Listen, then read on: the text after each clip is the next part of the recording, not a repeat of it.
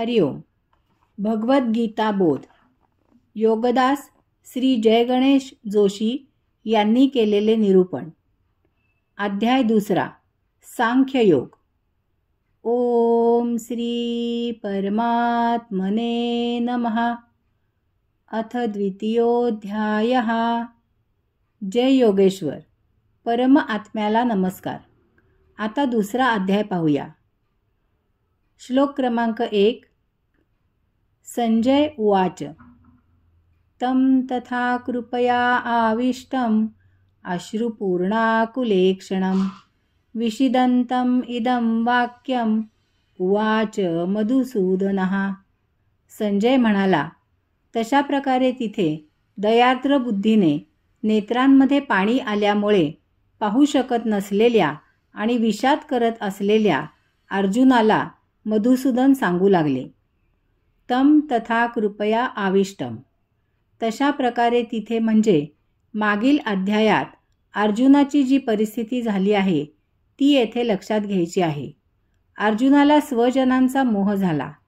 याचबरोबरच अजून एक महत्त्वाची गोष्ट घडली. अर्जुनाला कौरवांची बाजू घेऊन लढायला आलेल्यांची दया आली. अत्यंत वीरश्रीयुक्त होऊन युद्धाला प्रवृत्त होऊन अर्जुन रणांगणात प्रवेश करता झाला. त्याने आपले गांडीव धनुष्य उचलले आणि तो भगवंतांना म्हणाला की माझा रथ दोन्ही सैन्यांचे मध्यभागी नेऊन उभा करा. दुष्टबुद्धी धृतराष्ट्राच्या मुलांच्या बाजूने माझ्याशी लढाईला आलेल्यांना मला पाहू दे. परंतु तेथे आल्यावर आपलेच भाईबंद येथे मरायला एकत्र आल्याचे प्रत्यक्ष पाहून त्याचे अवसान गळाले. तो भगवंत श्रींना सांगू लागला की या आमच्याच नातेवाईकांची हत्या करून मला जरी विश्वाचं राज्य मिळालं तरी ते मला नको. अर्जुन महापराक्रमी आहे. आता शत्रू म्हणून समोर असलेल्यांना त्याने याआधी अनेक वेळा नामोहरम केलेले आहे. त्यामुळे त्याला खात्री आहे की हे सर्व शत्रू त्याच्याकडून मारले जाणार आहेत. त्यावेळी त्यांना नुसतं हरवून भागलं होतं. यावेळी येथे निकराची कायम निकाल लावण्याची लढाई आहे. तेव्हा आता हे सर्व आपल्या हातून मरणार यात त्याला जरासुद्धा शंका राहिली नाही. तेव्हा त्यांना जीवदान द्यावं, त्यांना सोडून देऊन हत्येचं पातक करू नये असा विचार त्याच्या मनात आला आहे. यात नातेवाईकांच्या प्राणांच्या मोहाबरोबर त्याला त्यांची दयाही आली आहे. ही एका सज्जनाची, एका सुसंस्कृताची, एका सुहृदयाची दया आहे. एखाद्या राक्षसाला कोणाची दया आली तर तो त्याला मदत करताना स्वतःचा काही ना काही स्वार्थ साधून घेतो. त्याच्या असहाय्य परिस्थितीचा गैरफायदा घेतो. आपण याला मदत करत आहोत म्हणजे ह्याच्यावर उपकार करत आहोत, तेव्हा याला असाच मोकळा सोडायचा नाही. त्याच्याकडून सेवा करून घ्यायची आणि मग त्याची नड भागवायची. अशात एखादी असहाय्य स्त्री राक्षसाच्या मेहरबानीत सापडली तर तिची कहाणी भलतीकडेच जाते. याउलट एखाद्या सज्जनाला कोणाची दया आली तर तो स्वतःची पदरमोड करून निरपेक्ष बुद्धीने त्याला मदत करतो. कारण गरजूंना मदत करणं ही त्याची नैतिक, सामाजिक जबाबदारी आहे असं तो समजतो. आपण राहत असलेल्या समाजाचं आपण काही देणं लागतो ही भावना त्यात असते. यातूनच सज्जन दयाबुद्धीने नव्हे तर कर्तव्य म्हणून रंजले गांजलेल्यांना आपुले समजतो, त्यांच्यासाठी झिजतो. येथे अर्जुन हेच करतो आहे. युद्धात होणाऱ्या नरसंहाराची, त्यामुळे होणाऱ्या वर्णसंकराची, कुलघाताची जाण येऊन तो या 18 अक्षौहिणी लोकांचे प्राण वाचवायला स्वतः मरायला तयार झाला आहे. यामधून अजून एक गोष्ट अर्जुनामध्ये उद्भवली आहे. ती म्हणजे सर्वांवरील दयाबुद्धीतून त्याच्यात निर्माण होणारा मीपणा, अहंभाव. म्हणजे अर्जुनामध्ये न कळत निर्माण होणारं स्फुरण की माझ्यामुळेच हे युद्ध जिंकलं जाणार आहे, माझ्यामुळेच हे सर्व मारले जाणार आहेत, मी यांना मारलं नाही तर हे जिवंत राहणार आहेत इत्यादी. म्हणूनच संजय अर्जुनाच्या भावस्थितीचं अगदी बरोबर वर्णन करत आहेत. कृपया आविष्टम. सर्वांवर अर्जुन कृपा करत आहे.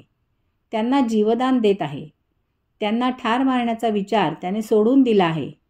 यासाठी तो स्वतः त्यांच्याकडून मरायला तयार झाला आहे, म्हणजे हे युद्ध टळेल, त्यांचे प्राण वाचतील. हे युद्ध केवळ त्याच्याच निर्णयावर, कृतीवर अवलंबून आहे, वगैरे वगैरे. आता भगवंतांना अर्जुनाचा मोह आणि त्याच्यात निर्माण झालेला हा अहंभाव दोन्हीही नष्ट करायचे आहेत आणि त्याला स्वकर्माला उद्युक्त करायचं आहे. अश्रुपूर्णा कुलेक्षणम. संजय अजून पुढे अर्जुनाचं वर्णन करत आहेत. दयार्द्र झालेला अर्जुन त्या दयेच्या आर्द्रतेने डोळ्यात अश्रू जमा होऊन, निःशस्त्र होऊन, दिग्मूढ होऊन विषाद करत रथात बसला आहे. येथे अर्जुनाचे डोळे दुःखाने भरून आलेले नाहीत. हे दयेने भावनाविवश होऊन आलेले अश्रू आहेत. आपण या सर्वांना जीवनदान दिल्याची ती कृतार्थता आहे. स्वतःला आणि आपल्या भावंडांना कुलक्षयाच्या, वर्णसंकराच्या महाघोर पातकापासून वाचवल्याची अहंभावना त्यामागे आहे. यासाठी हा नरसंहार वाचवण्यासाठी स्वतः निःशस्त्र होऊन आपण बलिदान करत असल्याची कृतार्थता यात आहे. यामधून मिळालेल्या सुखाचे हे आनंदाश्रू आहेत. ही वात्सल्याने निर्माण झालेली करुणा नाही. संजय अर्जुनाचं फार मार्मिक वर्णन करत आहेत. अश्रुपूर्ण कुलेक्षणम. डोळ्यात अश्रू जमा झाल्यामुळे अर्जुनाला काहीही दिसेनासं झालं आहे. डोळ्यात पाणी आलं की आपण पाहू शकत नाही. डोळे पुसावे लागतात, तेव्हा आपल्याला दिसू लागतं. याचाच अर्थ त्या भावनाविवश अवस्थेतून आपल्याला बाहेर पडावं लागतं, मगच आपल्याला दिसू लागतं. या पाणावलेल्या भावावस्थेत आपण भावनाविवश झाल्यामुळे विचार करू शकत नाही. भावनेच्या भरात विचार झालाच तर तो अविचारच असतो. अशा स्थितीत आचार झाला तर तो प्रमाद होतो. अर्जुन अश्रुपूर्ण नयनांनी बसून राहिला आहे. त्याला आता विवेकाने, सारासार बुद्धीने विचार करायला काही सुचेनासे झाले आहे. संजयाचं हे वर्णन मोठं सूचक आहे. विचार ठप्प झालेल्या अर्जुनाला आता उपदेशाची गरज आहे. भावनेच्या भरात त्याच्या हातून अविचार घडायच्या आत त्याला या मोह आणि दयाभाव यातून निर्माण झालेला अहंभाव यामधून बाहेर काढावं लागणार आहे. म्हणूनच तो उपदेशास पात्र झाला आहे. विषिदंतम इदम.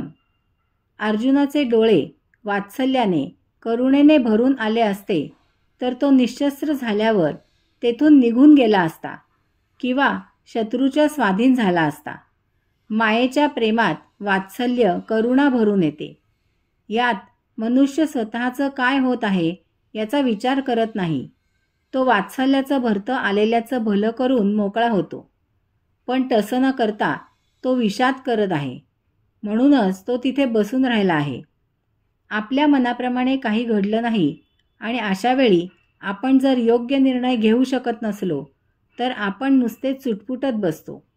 युद्ध न करण्याच्या अर्जुनाच्या निर्णयाचं त्यानं जे समर्थन दिलं आहे ते त्याचं चुटपुटणं आहे. वाक्यम उवाच.